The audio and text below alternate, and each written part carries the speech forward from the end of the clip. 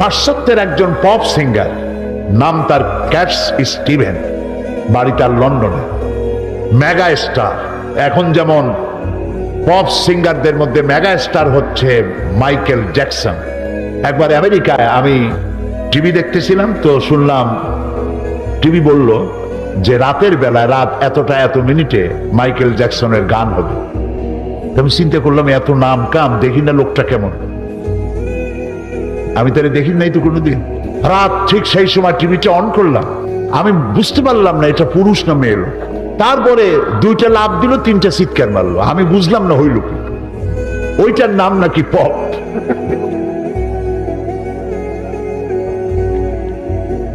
আর ওনার আগে, এই মাইকেল জ্যাকসনের আগে ছিল ক্যাটস স্টিভেন। তিনি কোরআন শরীফের তেলাওয়াত শুনলেন কারি আব্দুল সামাদ আব্দুল বাসেতের কাছে। তেলাওয়াত শুনে পাগল হয়ে গেল, আমি কি গান গাই, কোরআনের সামনে তো এগুলি কিছুই না। তিনি কোরআন শুনে মুগ্ধ হলেন, কোরআন হাদিস পড়লেন এবং এক পর্যায়ে তিনি পড়লেন লা ইলাহা ইল্লাল্লাহু মুহাম্মাদুর রাসূলুল্লাহ। তার মুসলমান নাম হলো ইউসুফ ইসলাম।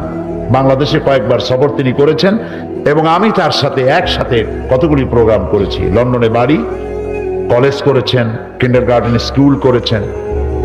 এক মিটিংয়ে তিনি বললেন, বড় শিক্ষণীয় কথা, এক মিটিংয়ে তিনি বললেন জনসভায় লন্ডনে, বললেন আমি কোরআন হাদিস পড়ে বুঝে ইসলাম কবুল করেছি, কিন্তু আজ 25 বছর পর, ইসলাম কবুল করার 25 বছর পর এখন আমার চিন্তা হয় যে কোরআন এবং হাদিস পড়ার আগে যদি আমি এই মুসলমানগুলি দেখতাম তাহলে বোধহয় ইসলাম কবুল করা আমার পক্ষে সম্ভব হতো না। আমার কাছে মনে হলো ইউসুফ ইসলাম যেন গোটা মুসলিম মিল্লাতের গালের উপর একটা থাপ্পড় কষে দিয়েছে। তিনি বলতে চাইলেন কোরআন আর হাদিস যে মুসলমান ডিমান্ড করে, যে কোয়ালিটি কামনা করে যে মুসলমানদের, আমরা সেই মুসলমান নই। আমি গতকালও বোধহয় বলেছি এই কথা, যে মরা মানুষ জিন্দা হওয়ার কোন সুরত যদি থাকতো আর একজন সাহাবী যদি জিন্দা হতে পারতেন তাহলে আমাদের অবস্থা দেখে বলতেন আল্লাহর কসম, রাসূলুল্লাহ যে মুসলমান বানায় রেখে গিয়েছিলেন, আল্লাহর কসম এগুলি সেই মুসলমান না। প্রিয় ভাই সব, কোরআন পৃথিবীতে এসেছিল একটি সুন্দর সঠিক মানব গোষ্ঠী তৈরি করা, যারা চুরি করবে না, ডাকাতি করবে না, জেনা করবে না, হত্যা করবে না, দর্শন করবে না, যারা হবে সুখী, যারা হবে সমৃদ্ধশালী, যাকে দেখে কেউ ভয় করবে না, যাকে দেখে আশ্রয় পাবে মানুষ। রাসূলুল্লাহ তাই ছিলেন। প্রিয় ভাই সব, এই নবুয়তের মিশন যারা আল্লাহ তাআলা যাদেরকে নবী বানালেন, সেই নবীদের মধ্যে শ্রেষ্ঠ নবী, সর্বশেষ নবী, যার নাম বিশ্ব নবী মুহাম্মদুর রাসূলুল্লাহ সাল্লাল্লাহু আলাইহি ওয়াসাল্লাম। দুনিয়ায় যত নবী এসেছেন সমস্ত নবীরা হলেন এলাকা ভিত্তিক নবী, ভাষা ভিত্তিক নবী। আর আমাদের নবী কি? জোরে বলেন, বিশ্ব নবী। কোথায় পাইলাম? এইখানে, এই কোরআন শরীফ। আল্লাহ রাব্বুল আলামিন বলেন, কুল ইয়া আইয়ুহান নাসু ইন্নী রাসূলুল্লাহি ইলাইকুম জামিআ। আল্লাহ তাআলা বলেন, নবী আপনি বলুন, হে মানব সকল, আমি আল্লাহর পক্ষ থেকে তোমাদের সকলের জন্য আমি রাসূল হয়ে এসেছি। এই পৃথিবীতে সব থেকে বেশি মর্যাদা দিয়েছেন আল্লাহ তাআলা তার রাসূলকে।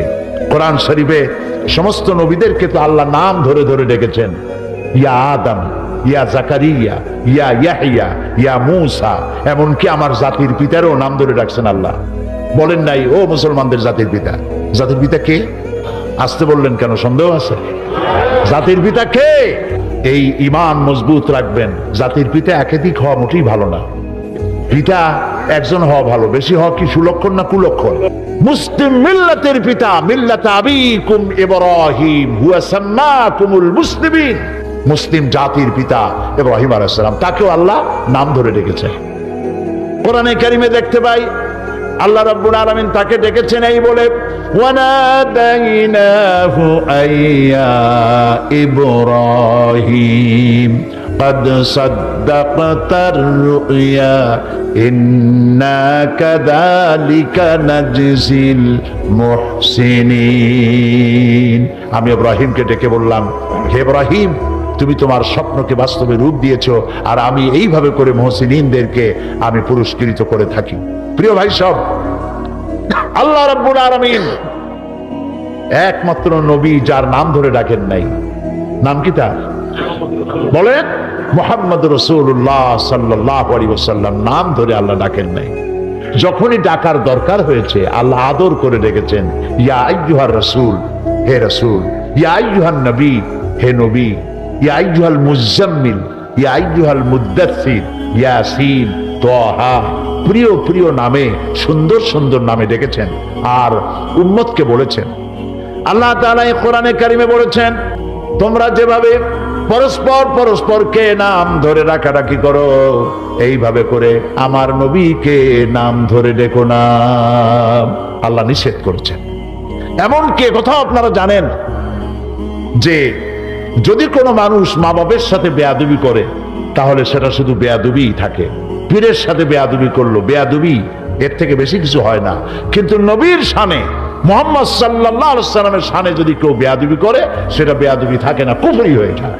নবী করিম সাল্লাল্লাহু আলাইহি ওয়াসাল্লাম সূরা হুজুরাতে আল্লাহ তাআলা বলছেন, এক মজলিসে তিনি বসেছিলেন, তিনি কথা বলছেন, কিন্তু তার কণ্ঠস্বরকে উপচে, তার কণ্ঠস্বরকে নিচু করে সাহাবায়ে কেরাম এত জোরে কথা বলছেন যে নবীর কথা শোনা যায় না। আল্লাহ এটাকেও বরদাস্ত করেন নাই। সঙ্গে সঙ্গে ওহী নাজিল হলো। আল্লাহ রাব্বুল আলামিন ঘোষণা করলেন, ইয়া আইয়ুহাল্লাযীনা আমানু লা তারফাউ আসওয়াতাকুম ফাওকা সাওতিন নবী। হে বিশ্বাসীরা, তোমরা যারা ঈমান এনেছো শোনো, তোমাদের কণ্ঠস্বর যেন আমার নবীর চাইতে বড় না হয়ে যায়। যদি আমার নবীর চাইতে তোমাদের গলার আওয়াজ বড় হয়ে যায়, আনতাহবাতা আমালুকুম, তোমাদের জিন্দেগীর সমস্ত নেক আমলগুলি আমি বরবাদ করে দেব। এখনো পর্যন্ত মসজিদে নববীতে রাসূলুল্লাহর কবরের সামনে এই আয়াতটি স্বর্ণাক্ষরে লেখা আছে। এটা সেই জায়গা, ইয়ে মাকামে আদব হয়, এখানে আদব করতে হয়, জোরে চিল্লায় কান্দাও যায় না, নীরবে ফোঁপায় ফোঁপায় কাঁদতে হয়। এখানে শুয়ে আছেন আল্লাহ তাআলা যাকে শয়ে রেখেছেন, যিনি হচ্ছেন আখিরি জামানার পয়গম্বর বিশ্বনবী মুহাম্মদ রাসূলুল্লাহ সাল্লাল্লাহু আলাইহি ওয়াসাল্লাম। তিনি দুনিয়ার বুকে এসেছিলেন একটি বিপ্লব করার জন্য। কি জন্য আসছিলেন, কেন তাকে পাঠানো হলো? কোরআনে কারীমের মধ্যে সূরা ফাতহার মধ্যে আল্লাহ তাআলা বলেন, হুয়াল্লাযী আরসালা রাসূলাহু বিল হুদা ওয়া দীনিল হক লিইয়ুযহিরাহু আলাদ-দীনি কুল্লিহি ওয়া কাফা বিল্লাহি শাহীদা।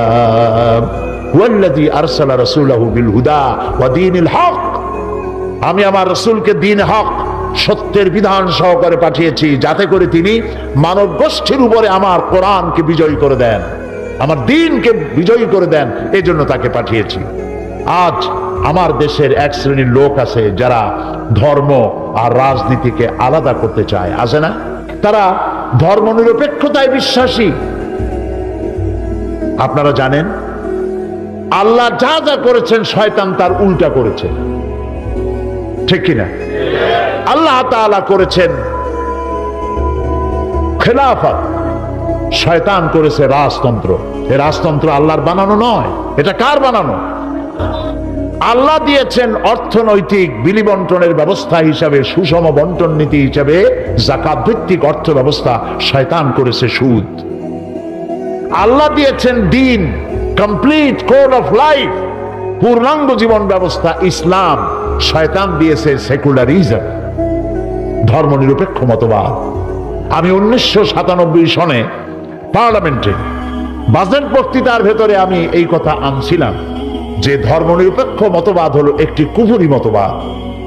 তদানীন্তন প্রধানমন্ত্রীর সামনেই বলেছি, পৃথিবীর সব আলেম একমত, ধর্মনিরপেক্ষ মতবাদ হচ্ছে কি বলুন তো? কুফরি মতবাদ। কোন নবী ধর্মনিরপেক্ষ ছিলেন না, কোন সাহাবী ধর্মনিরপেক্ষ ছিলেন না।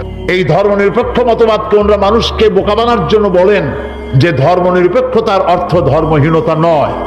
এটি একটি মিথ্যে কথা। বলুন এটি কি? আমি পার্লামেন্টে ডিকশনারি থেকে উল্লেখ করে বলেছিলাম, পৃথিবীর সব ডিকশনারি বলে সেকুলারিজম এর অর্থই হচ্ছে ধর্মহীনতা, ধর্ম বিরোধিতা।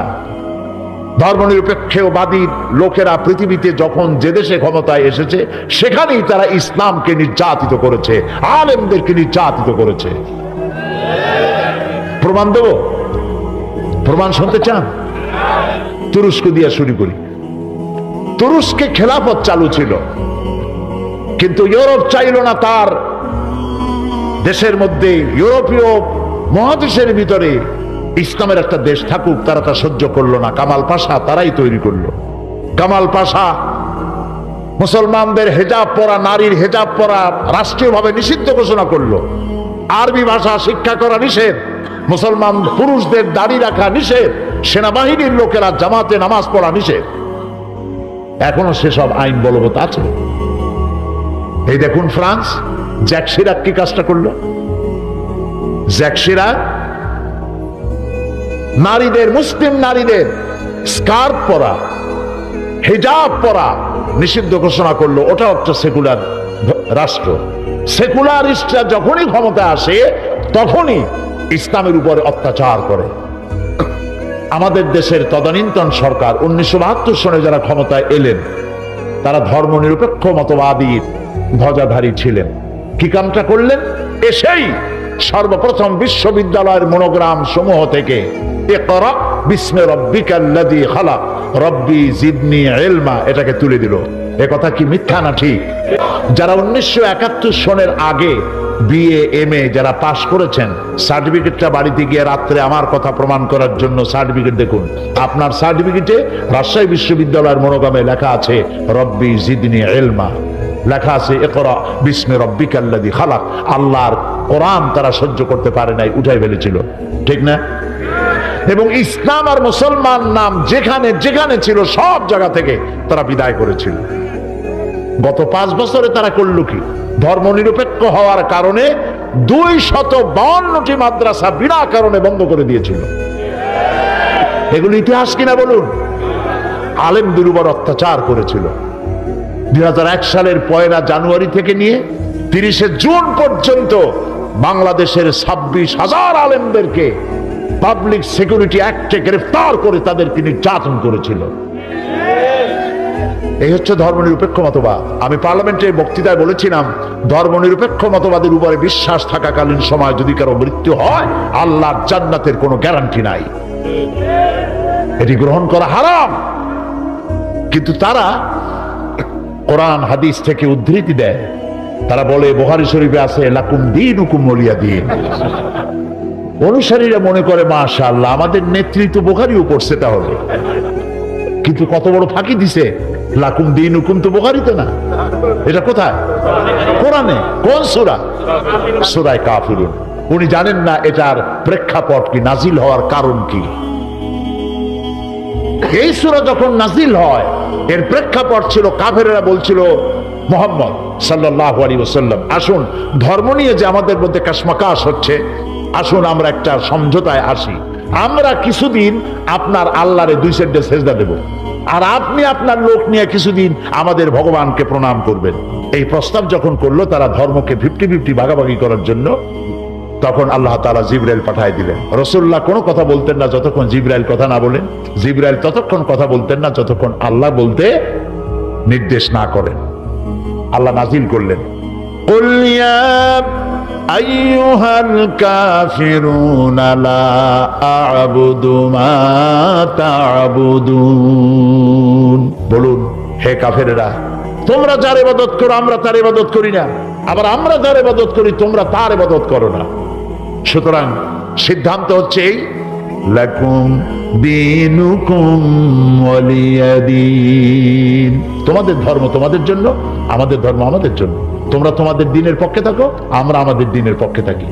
এখানে নিরপেক্ষতার কথা কোথায় পেলেন? ধর্মের ব্যাপারে নিরপেক্ষ থাকতে পারে কেবলমাত্র শয়তান, মুসলমান পারে না। আপনাকে পক্ষে থাকতে হবে। ধর্মের ব্যাপারে রাসূলুল্লাহ কি নিরপেক্ষ ছিলেন? তাহলে সারা জীবন তিনি করলেনটা কি? একজন সাহাবী পাওয়া যাবে না যিনি ধর্মের ব্যাপারে নিরপেক্ষ ছিলেন। আপনি পক্ষে থাকেন।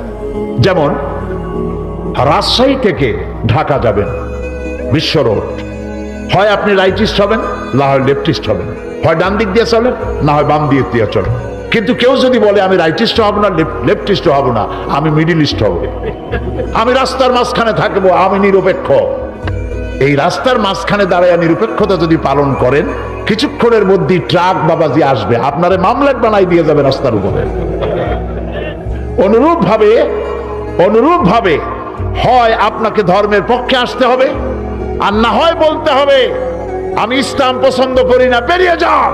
আপনি এবং আপনার অনুসারীরা কয়েক লক্ষ যদি ইসলাম থেকে বেরিয়ে যায়, ইসলামের কোনো ক্ষতি আছে? কোনো ক্ষতি নাই। সুতরাং হয় ডান দিকে আসেন না হয় বাম দিকে চলেন, হয় ইসলামের পক্ষে আসেন না হয় ইসলামের বিপক্ষে চলে যান। মাঝখানে নিরপেক্ষতা অবলম্বন করে করার কোনো যৌক্তিকতার সুযোগ ইসলাম কাউকে দেয় না। আপনি মাঝখানে দাঁড়ায় থাকবেন, রাস্তার মাঝখানে দাঁড়ালে যেভাবে শয়তান এসে, যেভাবে ট্রাক এসে আপনার কাম সেরে দেবে, সেইভাবে শয়তান এসে লাথি মেরে জাহান্নামে ফেলে দেবে। এই জন্য কোন মুসলমান ধর্ম নিরপেক্ষ হতে পারে না। রাসূলুল্লাহ ধর্ম নিরপেক্ষতার দাওয়াত দিতে আসেন নাই। ধর্ম নিরপেক্ষ জিনিসটা কি? জিনিসটা হলো তাদের বক্তব্য হচ্ছে আমার ধর্মের ব্যাপার আমার ব্যক্তিগত ব্যাপার, আমার খুশি আমি নামাজ পড়বো, রোজা রাখবো, হজ করবো, যাকাত দিব, আমার ব্যাপার। কিন্তু আমার অর্থনীতি, আমার সমাজনীতি, আমার রাজনীতি, আমার নির্বাচন, আমার কলকারখানা, আমার ক্ষেত খামার, এগুলি চলবে আমার কথা মতো, আমার বাজানের কথা মতো, আমার দলের কথা মতো। এটা কি ইসলাম মানবে? কখনই নয়। সেই জন্য আপনাকে তাদের কথা মতো, তারা তো বলে যে শুধুমাত্র মাদ্রাসা মসজিদের ভিতর ইসলাম থাকবে, আর বাকি জীবনের বিস্তীর্ণ অঙ্গনে আল্লাহ এবং রাসূলের প্রতি 144 দিয়ে দেওয়া হয়। 144 ধারা, আমার জীবনের বিস্তীর্ণ অঙ্গনে তোমরা প্রবেশ করতে পারবে না।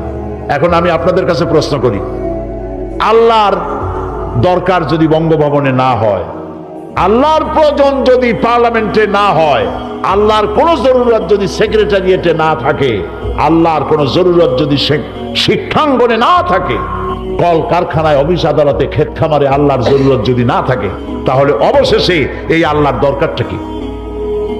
বুঝতে পারতেছেন কথা? এই জন্য আল্লাহ রাব্বুল আলামিন বলেন আফাতুমিনুনা বিবাদিল কিতাবি ওয়া তাকফুরুনা বিবাদ। আল্লাহ তাআলা বলেন তোমরা কোরআনের কিছু কথাকে স্বীকার করবে, কিছুকে করবে অস্বীকার। এটা যদি হয় তাহলে এই পৃথিবীর বুকে লাঞ্ছনার জীবন তোমাদের দেব, আর কিয়ামতের ময়দানে কঠিন শাস্তি তোমাদের ভোগ করা লাগবে, জাহান্নামে যেতে হবে। এই জন্য ইসলামের পক্ষে থাকতে হবে। কোন দিকে থাকবেন বলেন? কোন মুসলমান সন্তান যে মুসলমান মায়ের গর্ভে এসেছে, মুসলমান পিতার জন্মে হয়েছে, ধর্ম নিরপেক্ষতা অবলম্বন করে চলা হারাম। তাদের অবস্থা দেখেছেন? মিটিং করে, মিছিল করে, কখনো হাজারো স্লোগান দেয়, আল্লাহু আকবার স্লোগান নাই।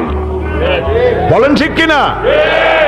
সেই দলের লোকেরা যদি আজ মাহফিলে থাকেন, আমি তাদের বিবেকের কাছে প্রশ্ন করি, আপনি আপনার দলের নেতা এবং নেত্রীকে প্রশ্ন করতে পারেন না? আমি মুসলমানের সন্তান, হাজারো জয় জয় করে নানান স্লোগান দিতে পারি, আল্লাহু আকবার বলতে পারি না কেন?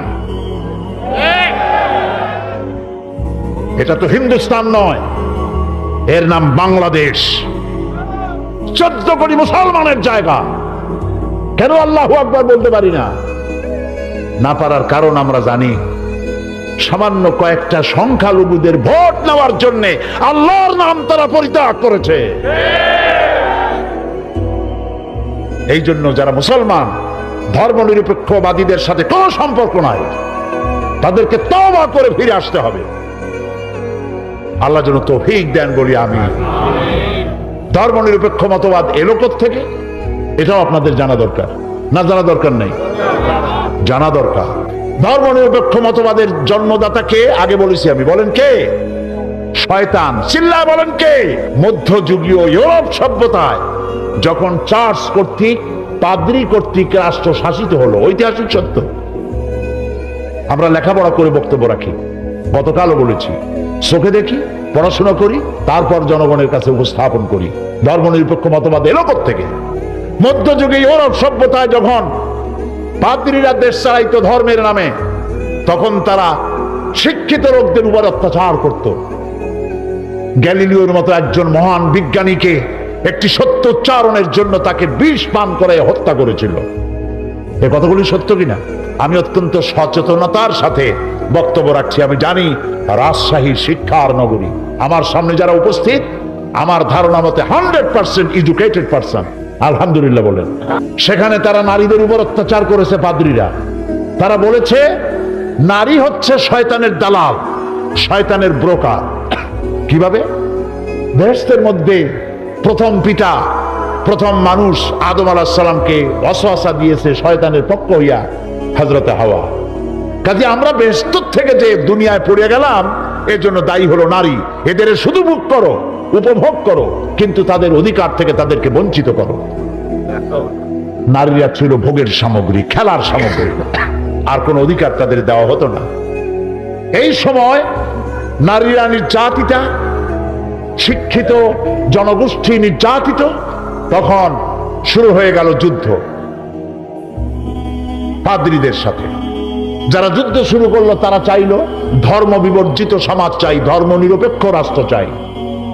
পাদ্রীরা ধর্ম থাকবে গির্জায়, আর রাষ্ট্র থাকবে ধর্ম নিরপেক্ষ মতবাদের লোকদের হাতের মুঠায়। এই সংগ্রামে পাদ্রীরা হেরে গেল, জিতলো যুবকেরা, যারা ধর্মনিরপেক্ষ মতবাদ চাইল। সেখান থেকেই ধর্মনিরপেক্ষ মতবাদ পৃথিবীতে আসলো। এবার আমার প্রশ্ন, যেই কারণে ধর্মনিরপেক্ষ মতবাদের প্রয়োজন ছিল মধ্যযুগীয় ইউরোপ সভ্যতায়, ইসলামে এরকম কোন কারণ ঘটেছে কি? এই পৃথিবীতে শিক্ষার মর্যাদা কে দিয়েছে? প্রশ্ন করি, কে দিয়েছে? ইসলাম। চিল্লায় বলেন, কে দিছে? এই কোরআন শরীফ খুলে দেখুন। কোরআনে কারীমের মধ্যে আল্লাহ রাব্বুল আলামিন তার নবীর উপরে প্রথম যে ওহী অবতীর্ণ করলেন, তা নামাজ ছিল না, রোজা ছিল না, হজ ছিল না, যাকাত ছিল না। প্রথম ওহী যেটা ছিল সেটা হলো ইকরা বিসমি রাব্বিকাল্লাযী খালাক। নামাজ নয়, রোজা নয়, হজ নয়, যাকাত নয়, পড়ো পড়ো, রিড এন্ড রিড, শিক্ষা গ্রহণ করো। এটা ছিল প্রথম ওহী। তাহলে এটা কি শিক্ষার প্রতি উৎসাহ দেওয়া হলো না নিরুৎসাহিত করা হয়েছে? রাসূলুল্লাহ বলেছেন, উতলুবুল ইলমা ওয়ালাউ কানা বিসসিন, জ্ঞান অর্জন করার জন্য প্রয়োজনে চীনের মতো দ্রুততম দেশে গিয়েও জ্ঞান অর্জন করো, তবুও করতে হবে। এমনকি এই যে জেনারেল লিটারেসি, গণসাক্ষরতা, আপনারা আজকে গণসাক্ষরতা অভিযান করছেন, কিন্তু এটার উদ্ভাবন কে করেছেন? সর্বপ্রথম করেছেন বিশ্বনবী মুহাম্মদ রাসূলুল্লাহ। জোরে বলেন সাল্লাল্লাহু আলাইহি ওয়াসাল্লাম। যুদ্ধবন্দীরা যখন তার কাছে আসতো, তিনি বলতেন, যে যুদ্ধবন্দী 10 জন নিরক্ষর লোককে অক্ষর জ্ঞান শিক্ষা দিতে পারবে, তাকে এর বিনিময়ে মুক্ত করে দেওয়া হবে। আল্লাহর নবী বলেছেন, 1 ঘন্টা যদি কেউ জ্ঞান চর্চা করে, আল্লাহর সৃষ্টি কলা কুশলতা সম্পর্কে যদি 1 ঘন্টা চিন্তা করে, তাহলে আল্লাহ রাব্বুল আলামিন তার আমলনামায় 60 বছরের নফল ইবাদতের সওয়াব লিখে দিবেন। কিয়ামতের দিন শহীদের রক্ত আর জ্ঞানীর জ্ঞান চর্চার কালি ওজন দেওয়া হবে দাড়িপাল্লায়। কে বলেছেন? রাসূল বলেছেন। দেখা যাবে কিয়ামতের ময়দানে শহীদের রক্তের চাইতে জ্ঞানী ব্যক্তির জ্ঞান চর্চার কালির ওজন শহীদের রক্তের চাইতে ভারী হয়ে যাবে। রাসূলুল্লাহ আরো বলেছেন, 1 ঘন্টা যদি কেউ জ্ঞান চর্চা করে, তাহলে লাইলাতুল কদরে হাজারে আসওয়াদের সামনে দাঁড়িয়ে কেউ যদি সারা রাত ইবাদত করে, তার থেকে বেশি সওয়াব হবে। জ্ঞানীদের মর্যাদা যে ইসলাম এত বেশি দিল, সেই ইসলামে ধর্ম নিরপেক্ষতার কোন জরুরত আছে? নারীদের ব্যাপারে নারীকে সম্মান কে দিয়েছে পৃথিবীতে? বলেন বলেন আপনারা, কে দিয়েছে? ইসলাম, কেবলমাত্র ইসলাম। মহাকবি আল্লামা ইকবাল কি সুন্দর করে না বলেছেন, ওয়া জামানা মে মুআজ্জাজ থে মুসলমান হোকর, वो जमाना में मुअज़्ज़ज़ थे मुसलमान होकर, और तुम खार बने हो तारिके कुरान होकर। সে যুগে তো মুসলমানেরা কোরআনকে সম্মান করার কারণেই তাদের মর্যাদা বেড়েছিল, বিশ্বব্যাপী তাদের বিজয় কেতন উড়েছিল, গোটা বিশ্বের অর্ধেকটা পৃথিবী তাদের করতলগত হয়েছিল, দুনিয়া তাদেরকে সালাম করত, সম্মান করত। আর আজ যদি আমরা বেইজ্জত হয়ে থাকি, লাঞ্ছিত হয়ে থাকি, তাহলে তার একমাত্র কারণ হচ্ছে কোরআনে কারিমের মূল শিক্ষা থেকে দূরে সরে যাওয়া। এ কারণেই আজ আমাদের উপরে আযাব এবং গজব এসেছে। কোরআনে কারিমের সমাজই পারে মানুষকে ভালো বানাতে, কোরআন পারে মানুষকে চরিত্রবান বানাতে, কোরআন পারে মানুষের মধ্যে মানুষের প্রতি ভালোবাসা, প্রেম, মহব্বত সৃষ্টি করে দিতে, বিশ্ব ভ্রাতৃত্বের সৃষ্টি করতে, সাদা কালোর ব্যবধান দূর করতে।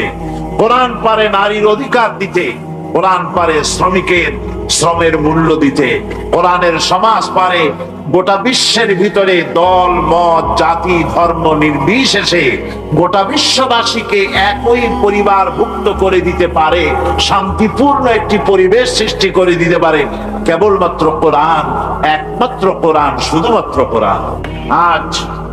আজ থেকে দুদিন আগে বাংলাদেশ তার স্বাধীনতার রজত জয়ন্তী উদযাপন করল। স্বাধীনতার 25টি বছর আমরা অতিক্রান্ত করলাম, 25 বছরে পদার্পণ হলো, এর রজত জয়ন্তী উদযাপিত হলো। একটি দেশ তার পতাকার পরিবর্তন এবং সে দেশের নামের পরিবর্তনে দেশের জনগণের ভাগ্য বদলায় না। আমি আবার বলছি, একটি দেশের পতাকার পরিবর্তন এবং সে দেশের নামের পরিবর্তনে দেশের জনগণের ভাগ্য বদলায় না। যতক্ষণ পর্যন্ত কোরআনের শাসন প্রতিষ্ঠিত না হবে ততক্ষণ পর্যন্ত দেশ এবং জাতির ভাগ্যের কোনো পরিবর্তন ঘটবে না। বিগত 25 বছরে আমরা কি পেলাম তা খতিয়ে দেখার প্রয়োজন রয়েছে। স্বাধীনতা অর্জন করা যত কঠিন, স্বাধীনতার সার্বভৌমত্বকে টিকিয়ে রাখা তার থেকেও বেশি কঠিন। বিগত বছরগুলিতে জাতি কি পেল? স্বাধীনতার 25 বছর এ জাতি, এ দেশ পেল কি? আমি যা হিসাব করেছি তা হিসাব করে আমি যে সিদ্ধান্তে পৌঁছেছি, দেখুন আপনারা তার সাথে একমত হতে পারেন কিনা। আমার মনে হয় বিগত 25 বছরে আমরা যা পেয়েছি তাহলে দেশে অসংখ্য হাইজাকার পেয়েছি, অসংখ্য সন্ত্রাসী পেয়েছি, মুনাফাখোর পেয়েছি, চোরা কারবারি পেয়েছি, চোর পেয়েছি, ডাকাত পেয়েছি, লুটেরা পেয়েছি, নারী হত্যাকারী পেয়েছি, অগ্নিসংযোগকারী পেয়েছি, আর গোটা দেশের সমস্ত বিশ্ববিদ্যালয়গুলিকে রণাঙ্গন হতে দেখেছি। কলেজগুলি, বিশ্ববিদ্যালয়গুলি আজ রীতিমতো এক রণাঙ্গন, মিনি ক্যান্টনমেন্টে পরিণত হয়েছে। শান্তি আজ কোথাও নাই। তাই আমি বলি, আমার মনে হয় যেন শান্তি কোন এক ব্যক্তির নাম ছিল, বেচারা শান্তি মরেছে, ওর বাবাও মরেছে, ওর মায়েরও কুলখানি আর 40 সব শেষ হয়ে গেছে। এখন আর শান্তির বাড়িতে বাতি জ্বালাবার মতো কেউ নাই।